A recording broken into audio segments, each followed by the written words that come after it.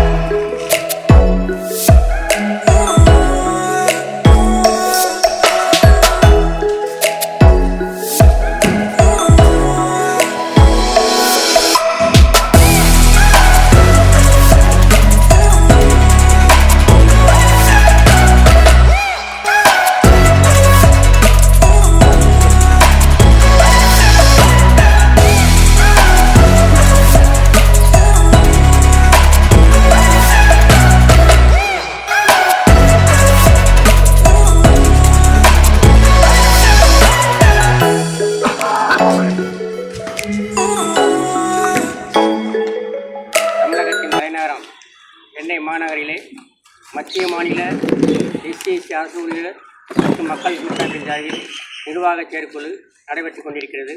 இந்த நிர்வாக செயற்குழுவுக்கு இன்றைய தமிழக முதல்வரிடம் கொண்டு செல்வதற்காக வருகை புரிந்த மீடியாக்களுடைய நண்பர்கள் அத்தனை பேருக்கும் மத்திய மாநில எஸ்சி அரசு ஊழியர் மற்றும் மக்கள் கூட்டமைப்பின் சார்பில் நெஞ்சார்ந்த நன்றியையும் வாழ்த்துக்களையும் பாராட்டும் தெரிவித்துக் கொள்கின்றோம்.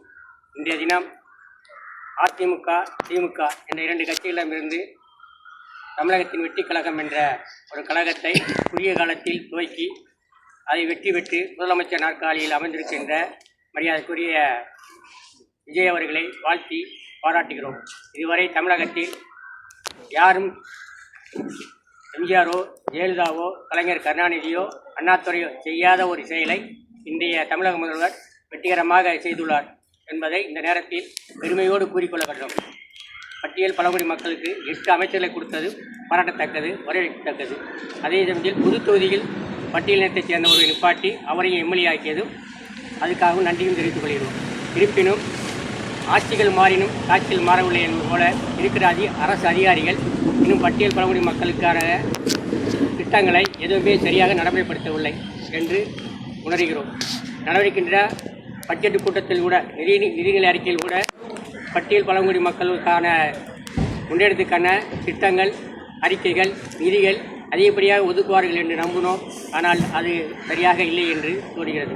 ஏற்கனவே பட்டியல் பழங்குடி அரசு ஊழியர்களுக்கு அரசு துறையில் பணியாற்றுகிற அரசியலமைப்பு சட்டத்தின் பிரகாரம் சிஸ்டின் கோரியின் பிரகாரம் பதவி வழங்க என்பதை சட்டம் சொல்கிறது.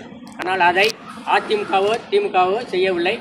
இந்த புதிய முதலமைச்சராக இருக்கின்ற விஜய் அவர்கள் செய்வார் என்று நம்பினோம். அதோட 19% அரசு துறைகளில் பணி நியமனம் செய்ய வேண்டும் என்று சட்டம் சொல்கிறது. ஆனால் தமிழகத்தில் பெரியார், அன்னார் என்ற 2 பேர்களை சொல்லி ஆட்சி நடத்திய திமுக, அதிமுக சரியாக நடைமுறைப்படுத்தாததால் பலாயிரக்கணக்கான இடங்கள் பின்னடைவு பேக்லாக் ஏற்பட்டது. அதை நாங்கள் கண்டுபிடித்து வழக்கு போடணும். வழக்கு எண் 25062/2012, தீர்ப்பு நாள் 18/7/2014 3 நீதிபதிகள் அமர்ந்து தீர்ப்பு கூறினார்கள். 27,614 இடம் பின்னடைவு ஏற்பட்டுள்ளது. அதை பட்டியல் பழங்குடி மக்களுக்கு ஸ்பெஷல் தேர்வு நடத்தி நிரப்ப வேண்டும் என்று அன்றைய நீதிபதிகள் சொல்லியும் அந்த அரசுகள் நிறைவேற்றவில்லை. ஆனால் அதை காரணம் காட்டி 24/1/2026 சென்னையில் இதே மாநில செயற்குழு கூட்டி அந்த செயற்குழு மூலம் திமுகவும் அதிமுகவும் பட்டியல் பழங்குடி மக்களுக்கு இந்த திட்டங்களும் சரியாக நடைமுறைப்படுத்தாமல் வெறும் பேப்பர் அறிக்கைகளை மட்டும் கொடுத்து ஏமாற்றி கொண்டு வந்தார்கள். அதனால் இந்த தேர்தலில் நாங்கள் ஓட்டு போட மாட்டோம், திமுகவையும் அதிமுகவை வீட்டுக்கு அனுப்பியே தீர்வும் சொல்லிதான் விஜய் அவர்களுக்கு தமிழக வெற்றி கழகத்துடைய கட்சிக்கு அதிகப்படியாக ஓட்டுகளை போட்டு வெற்றி பெற வைத்தோம். ஆனால் அவர்களும் இந்த 3 மாதங்களாக ஆட்சியில் எந்த ஒரு முன்னேற்றமாகவும் இல்லை. ஆங்காங்க இன்னும் தென்பகுதிகளில் இன்னும் கழுத்தறுக்கிற நிலை தொடர்ந்து நடைபெற்றுக் கொண்டிருக்கிறது. இளைஞர்களுடைய காவல் தொடர்ந்து நடைபெற்றுக் கொண்டிருக்கிறது. சாராய கடையை டாஸ்மாக் மூடுவோம் என்று சொல்லியும் அதை மூடுவதற்கான எந்த இதுவும் எதை சும்மா பூச்ச மாதிரி ஒரு சில கடைகளை மூடிவிட்டு அது அப்படியே நடந்துக்கிறது. அன்றாடி தமிழத்துடைய தாலிகள் அறுக்கப்பட்டு வருகிறது. அது திமுக செஞ்ச தவறையும் அதிமுக செஞ்ச தவறையும் இன்றைய தமிழக வெற்றிக் கழகம் செய்து கொண்டிருக்கிற மாதிரி தான் என்ன தோன்றுகிறது. இதெல்லாம் தாண்டி எங்களுடைய மக்களுடைய வாழ்வாரத்துக்கு நல்ல திட்டங்களை தீட்டு வரணும்னு நாங்கள் பெருந்தன்மையோடு நம்புகிறோம். ஆனால் அந்த பட்ஜெட்டில் எதிர்பார்த்தபடி அது இல்லை. வருமான உச்சவரம்பு மற்றவர்களுக்கு ஓசிபிசி என்று சொல்லக்கூடிய மக்களுக்கு 8,50,000.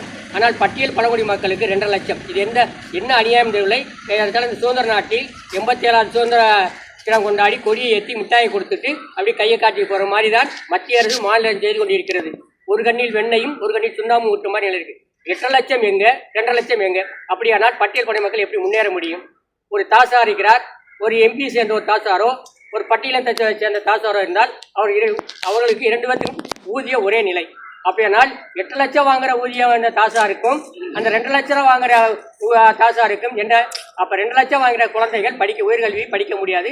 வருமானம் என்ற வழியில் அவருடைய அந்த பிள்ளையினுடைய அந்த சமூகத்தினுடைய கோரிக்கையில சுண்டிக்கு தள்ளப்படுகிறது. ஆனால் முன்னேறிய சமூகத்துக்கே மேலும் மேலும் போய்கொண்டே இருக்கிறது. இப்போ பார்த்தா அரசு துறையது மருத்துவ படிப்பு இதுதான் நிலை என்று சொல்லி அறிவித்து விடுவேன். ஆனால் அதுக்குரிய ஃபீஸுகள் ஏறுமாறாக இருக்கிறது. ஆறுமாறு மாதிரி விலை பேசப்படுகிறது. ஒரு எம்பிபி சீட்டுக்கு இவ்வளோதான் என்ற சொல்லி அதை நடைமுறையில் இருக்கிறார்கள். அதுக்கு சரியான திட்டங்களை வைக்கணும். இப்போ தமிழ்நாட்டில் உப்பளம்னு ஒரு அரசு நிறுவனம் இருக்கிறது வாரி நோக்கத்தில். அந்த உப்பளத்தில் பட்டியலத்தை சேர்ந்தவர்கள் தான் அதிக இருக்க வேண்டும். ஆனால் இல்லை, பிற சமூகத்தினா கூட அங்கே இருக்கிற பிற சமூகத்தை சேர்ந்த அந்த அதிகாரிகள் பட்டியலத்தை அந்த பட்டியல ஊழியர்களை பழிவாங்க நோக்கத்திலேயே செய்து கொண்டிருக்கார்கள். தொடர்ந்து அங்கே கேட்க நாள் இல்லாத மாதிரி ராமநாதபுரம் மாவட்டம் முகவையில். ஆனால் ராமநாதபுரம் மாவட்டம் முகவை என்பது பேர் புகழ்பெற்ற மாவட்டம், விருந்திருந்த மாவட்டம். அந்த மாவட்டத்தில் நடக்கிற அநியாயத்தை கேட்கறது கூட அங்கே மாவட்ட ஆட்சியாளருக்கும் அங்கே மாவட்டத்துறை காவல்துறை கணக்கும் அந்த பதிவுள்ள எம்எல்ஏ எம்பி அமைச்சர்களுக்கும் திராணி இல்லை. இது தொடர்ந்து நடைபெற்று கொண்டு இருக்கிறது. எங்களை பொறுத்த மட்டில் 1892 வெள்ளக்காரன் கொடுத்தா 12 லட்சம் எல்லாரும் பேசிக் கொண்டிருக்கோம். 890 வெள்ளக்காரன் கொடுத்தா கூட 12 லட்சம். இன்னைக்கு இந்த 12 லட்சம் DMK MLA MP AIADMK MLA MP சில ரவுடிகள் தான் இருக்கிறது. அதனால அதிமுகவும் சரியாக சட்டம் போட முடியல, திமுகவும் ஏன்னா அந்த கட்சிக்காரர் தான் அந்த நேரத்தை பூரா இன்னைக்கு அனுபவிச்சுட்டு இருக்காங்க. அப்போ இந்த புதிய அரசாவது அதை கைப்பற்றும், அதை நடைமுறைப்படுத்தும். அது கண்டிருக்கு. ஏன்னா இதுவரை 7 குழு அமைக்கிறது. எஸ்டி சோபசுந்தரம் காலத்திலேருந்து குழு அமைக்கிறேன்னு சொல்லி ஏமாற்றி கொண்டு தான் இருக்காங்க. இப்போ பட்டியல் பழங்குடி மக்களுக்கு ஒதுக்கப்பட்ட நிதியை கூட மாற்றுத் திட்டங்களுக்கு அப்படியே பயன்படுத்தி போயிட்டே இருக்காங்க. இது மாதிரியான திட்டங்களை மேலும் இந்த மக்களுக்கு போட்டு அந்த மக்களுக்கு ஒதுக்கு நிதியை அந்த மக்களுடைய முன்னேற்றத்துக்கு தோழித்திருந்தால் இன்னைக்கு இந்த 87வது சுதந்திர ஆண்டில் கொண்டாடி இருந்த காலத்தில் கூட அந்த மக்கள் இன்னைக்கு முன்னேறிப்பார்கள். இன்னும் 2 சென்ட் இடத்துக்கு கையேந்திர நிலையெல்லாம் இருக்கிறது. பிச்சைக்காரன் மாதிரி இன்னும் அந்த மக்களை கையேந்திக்க சொல்லியே ஏமாற்றி கொண்ட நிலை தொடர்ந்து கொண்டிருக்கிறது. இன்றைய முதலமைச்சர் இதெல்லாம் ஆய்வு செய்து அவருடைய உதவியாளரிடம் கருத்துக்களை கேட்டு சரியான வழியில் சரியான திட்டங்களை தீட்டினால் அடுத்து அவருடைய பேரும் புகழும் நிலையாட்டப்படும். இல்லை என்றால் திமுகவுக்கு என்ன நிலைப்பட்டதோ அதிமுகவுக்கு என்ன நிலைப்பட்டதோ அதே தமிழக வெற்றிக் கழகத்துடைய தலைவர் விஜய்க்கும் ஏற்படும் என்ற இந்த நேரத்தில் உங்கள் முன்னிலையில் அவருக்கு ஒரு எச்சரிக்கையாக கூறிக்கொள்கிறோம். இருந்த போதிலும் அவர் 8 அமைச்சரை கொடுத்திருக்கிறது உண்மையிலேயே பாராட்ட விஷயம். அந்த நிலை தொடர வேண்டுமால் மேலும் அந்த மக்களுக்கான திட்டங்களை வரையறை செய்ய வேண்டும், தீட்ட வேண்டும். அதே மாதிரி அரசியலமைப்பு எடுக்கப்பட்ட அந்த 16 கோரியை பிரகாரம் அரசு துறையில் பணியாற்றுகின்ற பட்டியல் பழங்குடி ஊழியர்களுக்கு பதவி வழங்க வேண்டும்.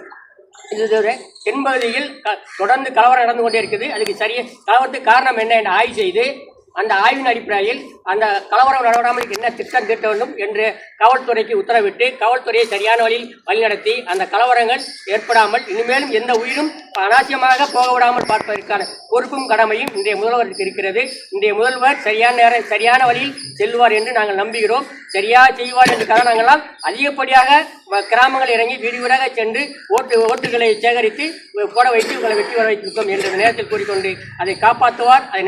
அதை சரியான வழியில் எங்களுக்கு அந்த மக்களுடைய முன்னேற்றத்துக்கு திட்டங்களை தீட்டுவார் என்ற நிலை ஏற்று அதே மாதிரி விவசாயத்துக்கு தனியாக வீணாகவே மழை நீரெல்லாம் ஆங்காங்க போய்கொண்டிருக்குது. அதனால் கம்மாய் குளங்களை சீர்படுத்தி சுத்தப்படுத்தி நீர்களை சேகரித்து விவசாயம் மேலும் மேலும் வளர்வதற்கான திட்டங்களை தீட்டுவதற்கு முதல்வர் தனி சிறப்பு குழு அமைக்க வேண்டும் என்று கூறிக்கொள்கிறோம். அதே மாதிரி பட்டியல் பழங்குடி மக்களுடைய முன்னேற்றத்துக்கான திட்டத்திற்கு மத்திய மாநில அரசு கூட்டமைப்புடைய கருத்துக்களையும் கேட்க வேண்டும் என்று இந்த நேரத்தில் இந்த முதலமைச்சருக்கு ஒரு வேண்டுகோளாக வைக்கின்றோம். எங்களுக்கு ஒத்துழைப்பு கொடுத்த மீடியாக்களுக்கு முழு நன்றியையும் வாழ்த்துக்களையும் பாராட்டி தெரிவித்துக் கொண்டு விடைபெறுகிறோம். நன்றி, வணக்கம். ஆதி திராவிட விருப்பம் இல்லை, எதிர்ப்பும் இல்லை. ஏன்னா பட்டியல் பழங்குடி நலத்துறை வைத்திருந்தால் நன்றாக சிறப்பாக இருக்கும்.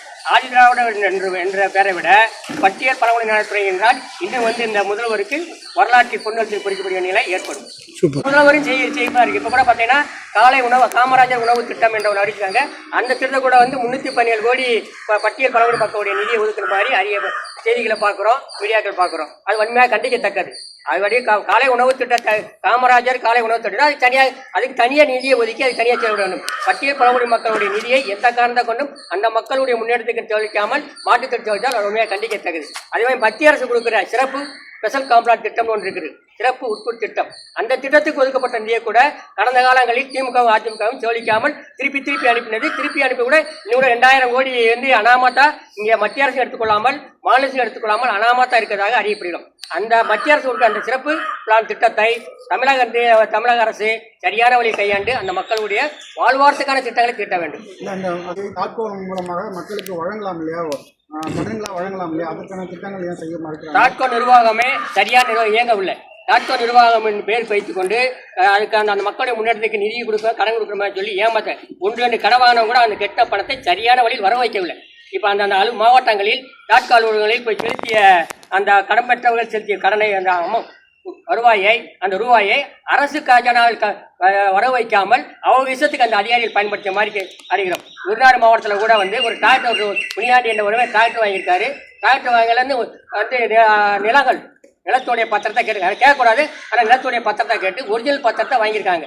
இப்போ அது 2099 ஆண்டில் 99 ஆண்டில் வாங்கின அந்த டிராக்டர்காரனை அரசு கூட தள்ளுபடி செஞ்சிருக்கு. தள்ளுபடி செய்யப்படும் சொல்லி சர்டிஃபிகேட்டும் கொடுத்துருக்காங்க. இதுவரை அந்த ஒரிஜினல் பத்திரத்தை அவங்க சமர்ப்பிக்காமல் ஏமாற்றி கொண்டிருக்கிறார்கள்.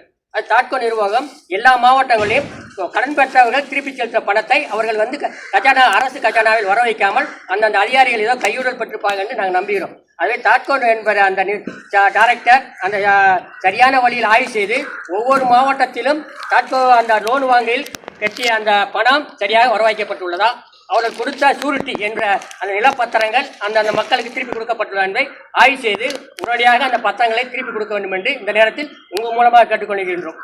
தாட்கோவுக்கு இருக்கு, தாட்கோவுக்கு நிதியை இருக்கு, நிதியை தனி அதுக்கு ஒதுக்கி தனி வங்கியாக கூட ஒரு வங்கி நியமனம் செய்யலாம். ஏன்னா வங்கிகளில் லோன் போட்டு போனால் எந்த வங்கியும் அதை கொடுக்கறதில்லை. அவங்க அப்ளை பண்ண அந்த விண்ணப்பங்களை ரிஜெக்ட் பண்ணிக்கிட்டு தான் தொடர்ந்து கொண்டிருக்கு. ஆகவே தாட்கோவுக்கு என்ற ஒரு தனி வங்கி உருவாக்க நல்லாயிருக்கும். என்னுடைய பேர் எஸ் கருப்பையா, மத்திய மாநில எஸ்சி சரணை மற்றும் மக்கள் கூட்டமைப்புடைய நிறுவனர் என்று மாநில தலைவர். ஜனநாயக முறைப்படி யார் அதிகபட்சம் செய்த மாதிரி அறிவிக்கப்படும், அது உண்மை. அப்போ தேர்தல் என்பாலே அது இடஒதுக்கீடு நடைமுறை சட்டம் சொல்லுது. வார்டு கவுன்சிலருந்து பஞ்சாயத்து தலைவர்லேருந்து ஒன்றியங்களை எல்லா இதுகளையும் எம்எல்ஏ எம்பி கூட ரிசர்வேஷன் இருக்குது. அப்போ கூட்டுறவு துறையில் கூட்டுறவு தங்க தேர்தல்னு ஒன்று வைக்கிறாங்க. இதுவரை அது இடஒதுக்கீடு நடைமுறைப்படுத்துவதே இல்லை.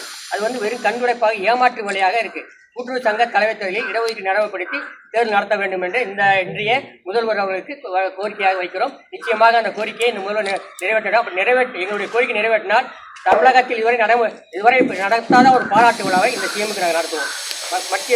மத்திய மாநில எஸ்சி சரணக்கூடிய மற்றும் மக்கள் கூட்டம் சார்பில் அதிகப்படியாக தமிழகம் முழுவதும் கொண்டு சென்று உங்களுடைய திட்டங்கள் எடுத்து வந்து அவருக்கு மிகப்பெரிய ஒரு பாராட்டு விழா நடத்துவோம் என்று இந்த நேரத்தை கூறிக்கொள்கிறோம்.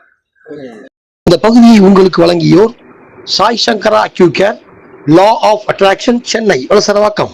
இந்த பகுதியை உங்களுக்கு வழங்கியோர் Haseena makeover and Aari work, Ramanathapuram.